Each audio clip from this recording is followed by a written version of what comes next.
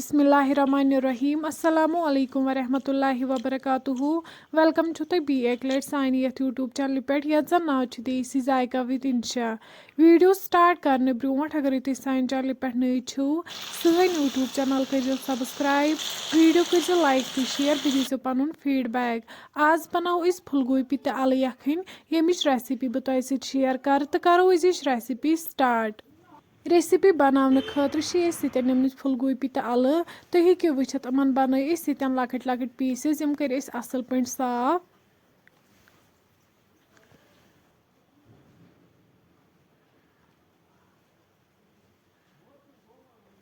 अम पे no one बान अत मज गरम आब थोमुत वन त्रोक अल अथ मज दिमोक फकर असल पे यीतिस कालस 80% सॉफ्ट गन बे त्रो वनिस नुन चमच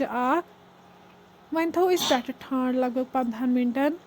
15 मिनट बाद तुलो वन ठांड ये थोद तुम हेको वुचित अल लगभग 70% कुक गमित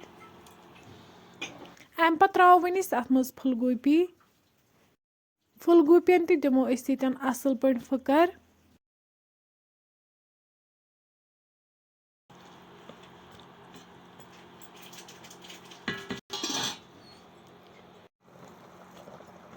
तुम हेको वुचित फुलगोभियन तो अलन असल पे फकर लोगमुत अम पे निमो वन कड़ाई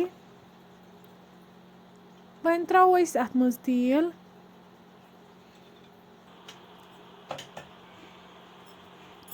तेल युथे गरम गत त्रो वन फुलगोभी तो अल यम करो असल पे फ्राई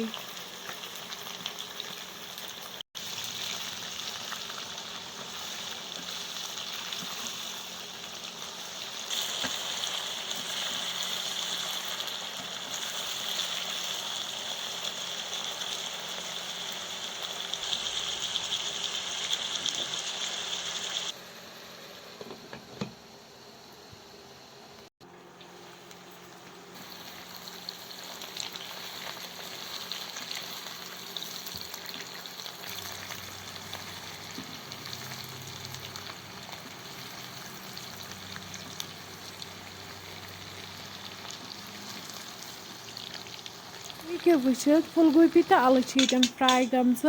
अम पे निमो वन बान अत मज त्रो वन तेल तेल युथे गरम गत मज त्रो वन दालचीन बे त्रो वन अत मज सब्ज ٲल बे त्रो वन अत मज गंड ये गोडनथ नुक नुक कर थोमुत बे त्रो वन अत मज रुहन गंड तो रुहन करो असल पे फ्राई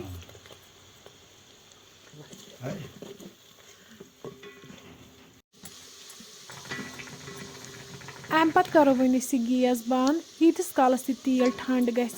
तेल युथे ठंड गत मज त्रो वन जामुत दोद यह करोन असल पे विसग ये ठूल निमुत ये करो वन अत मज ऐड वन लगातार खलन खलन दिन यीस कालस अत ग्रेख यी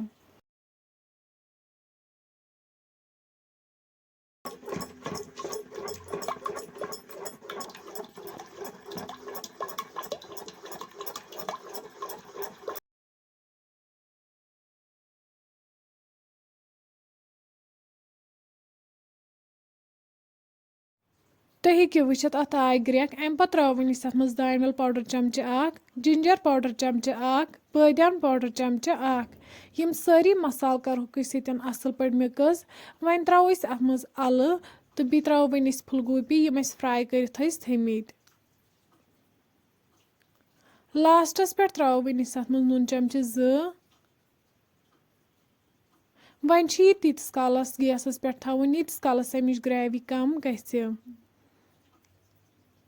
तुम हेको वुचित अमिच ग्रेवी कम गमज लास्टस पे त्रो वन पुदीना पाउडर चमच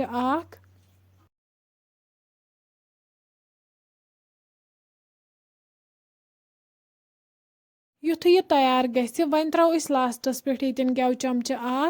तुम हेको वुचित सान अल यखन तो फुलगोभी यखन बिल्कुल तैयार अम पे करो वन गर्मा गर्म सर्व बतस सत फ्रेंड्स अगर तुम सोन अजुक वीडियो पसंद आमुत सान यूट्यूब चैनल करो सब्सक्राइब वीडियो करो लाइक तो शेयर बे दीजो पन फीडबैक अल्लाह हाफिज।